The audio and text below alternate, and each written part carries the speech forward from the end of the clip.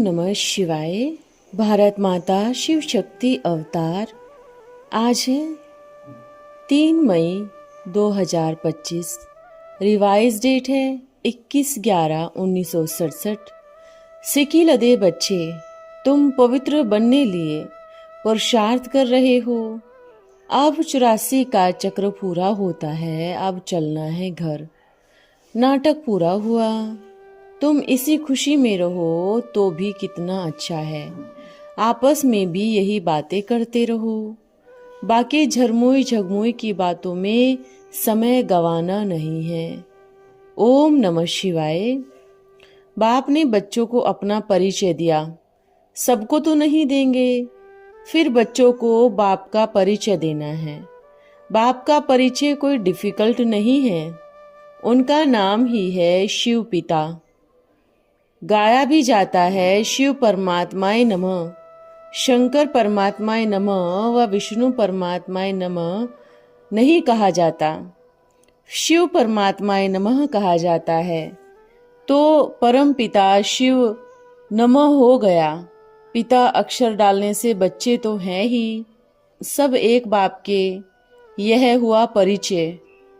फिर समझाना चाहिए बाप नई दुनिया रचते हैं, उसमें होता है लक्ष्मी नारायण का राज्य। बाप आकर राजयोग सिखलाते हैं। बरोबर भारत में जब जन्म लेते हैं तो बाप नई दुनिया की स्थापना, पुरानी दुनिया का विनाश कराते हैं। राजयोग शिव परमात्मा ही सिखाते हैं। भगवान एक ही है, वो निराकार है। कृष्ण मनुष्य है। जरूर श्री कृष्ण की आत्मा ने आगे जन्म में बाप से राजयोग सीख वर्षा पाया होगा। नोट करना चाहिए और फिर ऐसे ही लिखाना चाहिए। अब वही महाभारत का समय है ना। बाप राजयोग सिखा रहे हैं ब्रह्मा द्वारा। ब्रह्मा मुख वंशावली जरूर शुरू में होनी चाहिए। पहले ब्राह्मण, फिर देवताएं। यह सब शिव कुमार कुमारियां कहलाते हैं। अब राज्य भाग्य दे रहे हैं, तब तो हम कहते हैं ना, अच्छी रीति बाप और रचना का परिचय देना है। बाप का परिचय बच्चे ही दे सकते हैं। ऐसे ऐसे विचार सागर मंथन कर युक्तियां रचनी होती है। बाप का परिचय देना जरूर है भी सबका बाप। ब्राह्मण ही बाप का परिचय दे सकते हैं। ब्रह्मा है एक शिव बाबा का बच्चा। प्रजापिता तो यहाँ है ना, ब्रह्मा द्वारा ही रचना रचते हैं। प्रजापिता भी ब्रह्मा को ही कहा जाता है। विष्णु को, शंकर को प्रजापिता नहीं कहा जाता। तो ऐसे ऐसे समझाना चाहिए। मंदिरों में गंगा घाट पर समझा सकते हैं।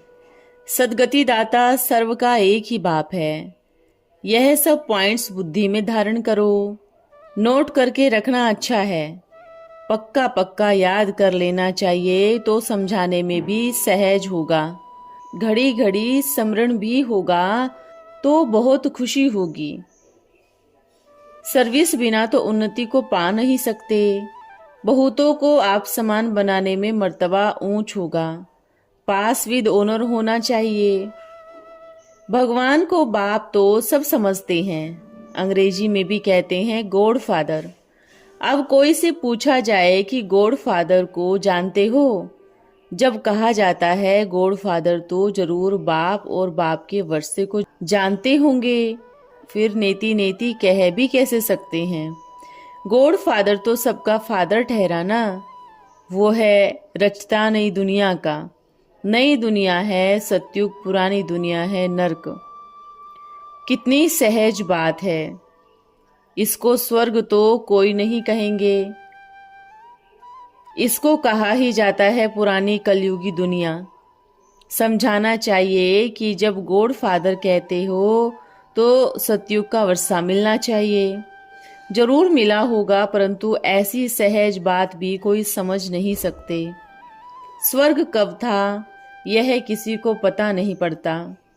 यह भी जानते हैं लक्ष्मी नारायण स्वर्ग के मालिक थे। जरूर इनको बादशाही बाप से मिली होगी। अच्छा, गॉड फादर रहते कहाँ हैं? कहेंगे परम धाम में। तो जरूर तुम बच्चे भी वहां के रहने वाले होंगे। मनुष्यों की आसुरी बुद्धि होने कारण ऐसे ऐसे विचार उनके चलते ही नहीं हैं। बाप कितना सहज करके बताते हैं। अभी तो बच्चों को मालूम हुआ है कि बरोबर हम शिव बाबा का वर्षा ब्रह्मा द्वारा ले रहे हैं। यह जो बैठा हुआ है वो है साधारण तन। प्रजापिता कोई साधारण थोड़े ही होंगे। वो तो ऐसे हुए जैसे कि शिव बाबा की सब आत्माएं संतान है। प्रजापिता ब्रह्मा के भी सब बच्चे हैं। तो साधारण जरूर और हैं जो प्रजापिता ब्रह्मा नहीं है। यह साधारण था ना, वो प्रजापिता ब्रह्मा नहीं था। पत्थर बुद्धि होने के कारण कोई समझते नहीं। अभी तुम समझते हो। बरोबर भारत स्वर्ग था। जरूर बाप ने उनको वर्षा दिया होगा। शास्त्रों में आयु बड़ी बड़ी लगा दी है। तुम बच्चे जानते हो यह दादा भी राजयोग सीख रहे हैं और कृष्ण बनने वाले हैं।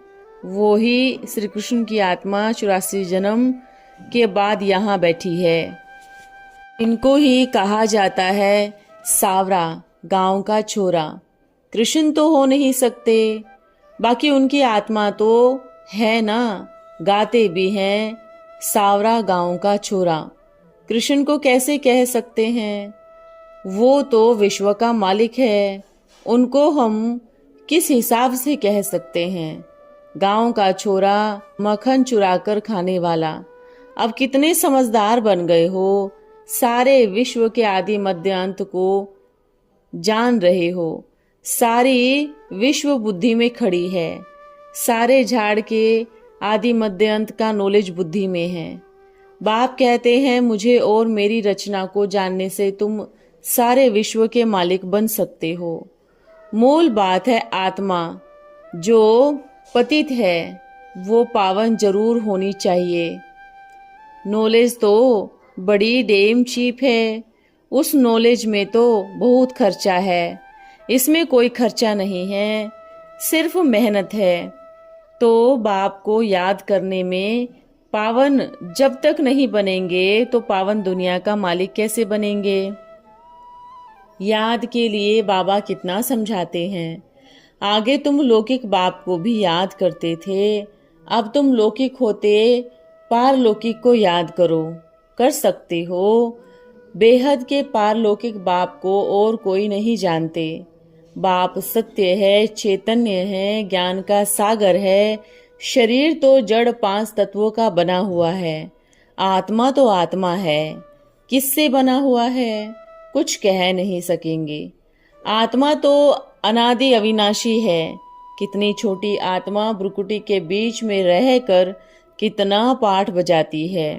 यह सब बातें हैं नहीं। शास्त्रों में ज्ञान है। बीज छोटा होता है ना, सरसों का दाना अथवा खसखस कितनी छोटी होती है। तुम बच्चों को बाप कितना सहज बताते हैं। बाप कहते हैं तुम भी आत्मा, मैं भी आत्मा हूँ, मैं सुप्रीम हूँ। मुझे परम आत्मा कहते हैं और कोई मनुष्य नहीं जिसकी बुद्धि में झाड़ का ज्ञान हो।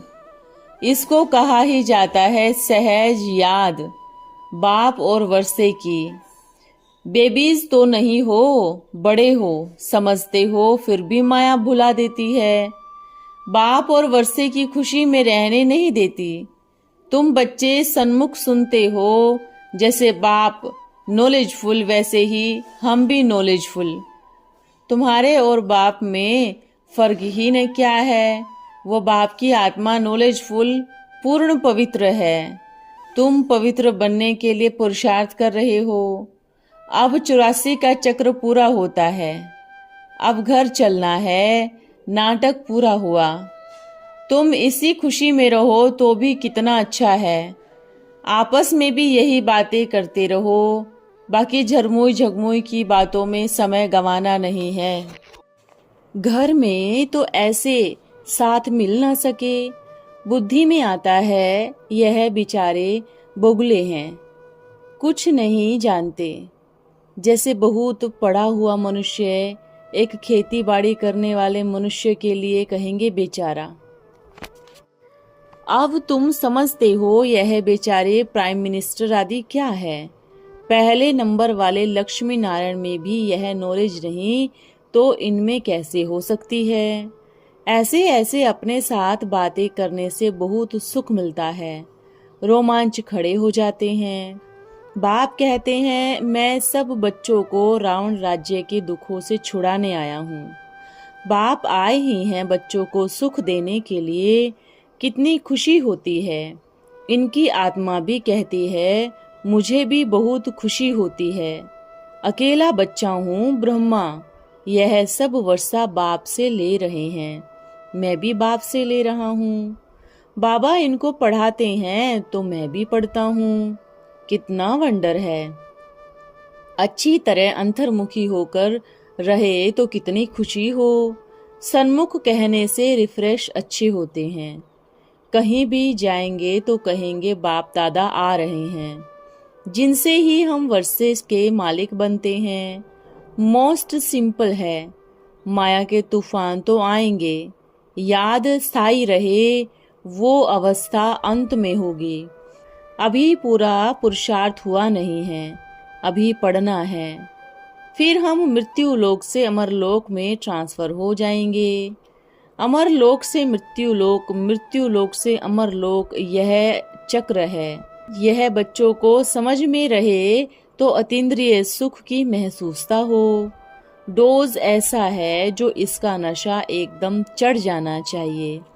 यह अविनाशी ज्ञान का डोज एक ही जन्म में मिलता है। इनको रूहानी ज्ञान कहा जाता है। गाया भी जाता है मनुष्य से देवता के करत न लागी वार। चढ़ती कला में कितना समय लगता है, उतरती में कितना समय लगता है। तमो से सतो प्रधान बनने में बहुत मेहनत लगती है। बच्चे जानते हैं कि अभी हम कच्चे हैं ज्ञान और योग में, पक्के होंगे पिछाड़ी में। जब तक बड़ा इम्तिहान पास न करे तो नीचे वाले कच्चे ही ठहरे। जब कर्मातीत अवस्था हो तब पक्के कहे जाएंगे, नहीं तो सब कच्चे हैं। माला भी नंबरवार 108 की बनती है। 8 पक्के, बाकी सब 100 कहेंगे बच्चे नंबरवार। कर्मातीत अवस्था पास विद ऑनर, वो सिर्फ 8 होते हैं। पढ़ाई पूरी होगी तब रिजल्ट निकलेंगे। कच्चे को क्षत्रिय कहा जाता है। सूर्यवंशी में भी पास विद ऑनर सिर्फ 8 होते हैं। बीच में एक है, वो तो है एक पढ़ाने वाला टीचर, वो तो है ही पक्का। बड़े ते बड़ा टीचर कब भी कच्चा या पक्का नहीं बनता। तुम्हारी भी माला ऐसे बनती है। यह पुरानी बातें नहीं हैं। ऐसे नहीं कि रुद्रमाला को लाखों वर्ष हुए हैं, कहेंगे कि 5000 वर्ष हुए हैं। रुद्रमाला भी बनी हुई है। आदि मध्य और अंत को तुम बच्चे ही जानते हो। नया कोई समझ ना सके। अगर सुनाया जाए कि आदि को सतयुग कहा जाता है, यह है कलयुग। अभी संगम युग है, अर्थात पुरुषोत्तम युग है। कनिष्ठ पुरुषों का पास हो रहा है। अभी तुम कहेंगे संगम युग। तुम पावन बन रहे हो। जन्म जन्मांतर के जो पाप चढ़े हैं योग बल से, वह कटते जाएं, तब कर्मातीत अवस्था को पहुंचेंगे। यहाँ बच्चों को सहज सबक मिलता है। बाप को याद करो तो तुम्हारे विकर्म विनाश हो। याद करने में मेहनत लगती है। सतो प्रधान बनने में टाइम लगता है। बच्चों को सिखलाया जाता है कि कोई भी कर्म करते हुए बुद्धि का योग बाप के साथ हो। बाप इस समय स्वर्ग की स्थापना करते हैं। वहाँ आत्माएं पवित्र चाहिए। यहाँ तो पतित है। अजामिल जैसी पाप आत्माओं का भी उद्धार हो जाता है। इस समय सब तमो प्रधान हैं। अपने को श्री श्री 108 जगत गुरु कहलाते हैं। यह सबसे तमो प्रधान है। सब अपना अपना पार्ट बजा रहे हैं। यह भी इन्हों को पता नहीं है कि हम सब पाठधारी हैं। यह बेहद का ड्रामा है। इसमें सभी एक्टर्स को जानना असंभव है। बुद्धि समझती है कि सब एक्टर्स हैं। हर एक को अपना अपना पार्ट मिला हुआ है। आत्माएं पार्ट बजाती रहती है शरीर द्वारा। यह भी किसको पता नहीं। कई बच्चे समझते हैं कि बाप हमारे अंदर को जानते हैं। बाप कहते हैं कि नहीं, मैं किसको भी कुछ नहीं बता सकता।